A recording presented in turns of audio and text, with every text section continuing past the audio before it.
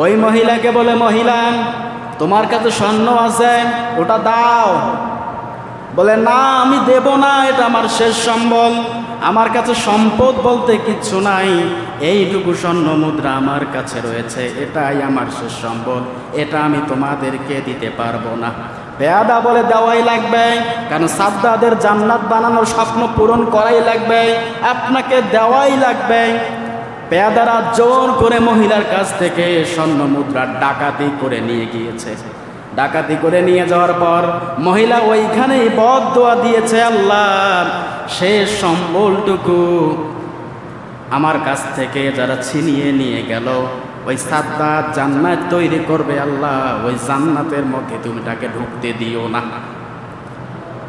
এই মজলুম এই মহিলার দোয়া আল্লাহ পাক কবুল করেছেন। বিধবা নারী, সন্তান নাই, আপনজন বলতেও তেমন কেউ ছিল না, আল্লাহ পাক এই মজলুম ব্যক্তির দোয়া কবুল করবে কি করবে না? আজ দেশে দেখেন, তাকিয়ে দেখেন, ক্ষমতা টিকিয়ে রাখার জন্য ওই সাদ্দাতের জান্নাত তৈরি করার আশা আকাঙ্ক্ষা নিয়ে কত মায়ের কোল আজ খালি হয়ে যাচ্ছে। কথার ওজন টের পান? কত মায়ের বুক খালি হয়ে যাচ্ছে। ওই মহিলার মতো শেষ সম্বলটুকু একটা সন্তান আবু সাইদ কি অপরাধ করেছিল, মায়ের বুক খালি করে আপনি দিলেন? বিচার হয় না, বিচার হচ্ছে না, কিভাবে কে বিচার করবে? যেখানে কোরআনের বিচার নাই সেখানে অবিচার, অবিচারে ভরপুর। রসুলের জন্যই বলেন, যেখানে কোরআনের বিচার নিয়ম নীতি, যেখানে কোরআনের আইন কানুন চলে না, ওটা আসলেই মানুষের তৈরি আইন। আর মানুষের তৈরি আইন যেখানে থাকে, ওটা শয়তানের তৈরি আইন। আপনি বাস্তবতা যদি খুঁজতে চান, আপনাকে কোরআন দিয়ে দেশ শাসন করতে হবে, কোরআন দিয়ে চলতে হবে, তাহলে আপনি বুঝবেন প্রকৃতপক্ষে শান্তির পথে আছেন। এবার সাদ্দাত ওই বদদোয়া মহিলার কাছ থেকে বদদোয়া পেলেন কি পেলেন না? সব কিছু তৈরি করা হয়েছে। এবার সাদ্দাত জান্নাতের মধ্যে প্রবেশ করবে আনুষ্ঠানিকতা ভাবে, সব কিছু রেডি, রাস্তাঘাটে কোনো পিঁপড়াও নাই। ওই শহরের সুন্দরী সুন্দরী যুবতীকে আর যুবকগুলোকে জান্নাতের হুর গোলমান বাড়িয়েছে, জান্নাতের ভিতরে রেখে দিয়েছে ওদেরকে। স্বর্ণ রৌপ্য দিয়ে, ডায়মন্ড দিয়ে, বিভিন্ন দামি দামি ধাতব্য দিয়ে জান্নাত তৈরি করেছে সাদ্দাত। এবার ঘোড়া চালিয়ে জান্নাতের মধ্যে প্রবেশ করতে যাবে, গেটের মধ্যে দাঁড়িয়ে দেখে একটা বুড়া মানুষ দাঁড়িয়ে আছে। সাদ্দাত প্রশ্ন করেন, কে আপনি? একটা পিঁপড়া ঢোকারও কোনো এখানে বুদ্ধি নাই, আপনি কোথা থেকে আসলেন, কিভাবে আসলেন? পেয়াদাকে ডাকছে, কোথা থেকে আসলো?